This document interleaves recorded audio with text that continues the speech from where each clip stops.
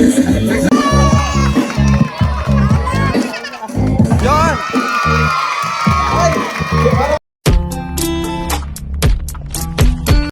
What's up mga partner? Junela MTV po. Mga partner, ngayong araw ay may pupuntahan tayo. Isang mahalagang charity event para sa mga bata. Tara mga partner, samahan nyo ako. Ang ating charity event mga partner ay dito pala gaganapin sa may Kalibuyo, sa Tansa, Cavite.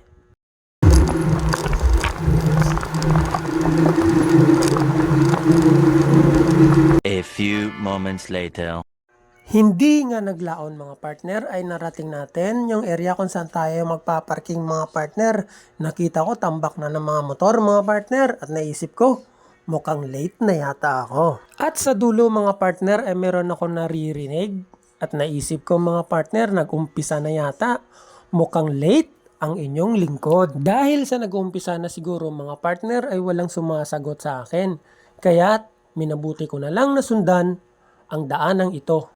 Dahil sa dulo ay meron akong naririnig ng mga nagsasalita at sinabi ko sa sarili ko na ito ni siguro ang aking mga kasamahan. Medyo mahirap pala mga partner ang daanan dito, maputik. At tingnan nyo may tulay. Dito ako dadaan. Takot pa naman ako sa heights. What?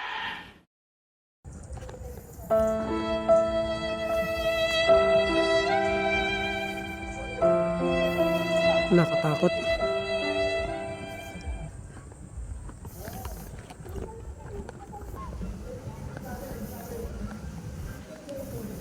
Ginagawa mo.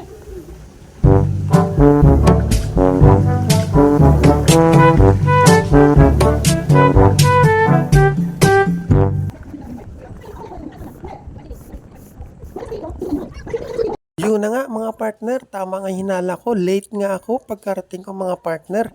Ito yung nadatnan ko. Hindi ko na inabutan yung speech ng ating mahal na kapitan at syempre yung opening prayer ni Ma'am Army. Long time no see.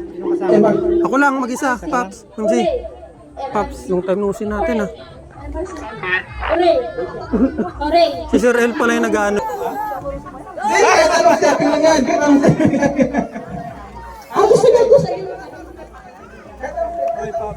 Paps. Oo naman. Ang judges natin kailangan yung mga bata, palakasan ng palakpak ng mga bata. Ayun yung judge natin. Para walang unfair, kailangan mga bata. Kailangan lang kayo, baka naman ang dami ng palakpak, mga balay ko, pamangkin nyo.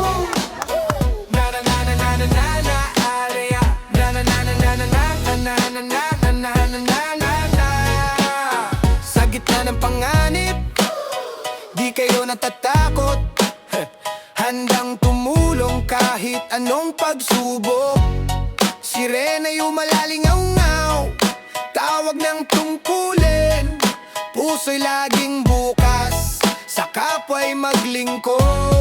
Kayong mga bayani ng paglilingkod, medic, bumbero, volunteer, di nagtatapos. Sa bawat pagtulong, buhay ay iligtas. Pagmamahal sa bayan, sa puso'y wagas. Sa init ng apoy,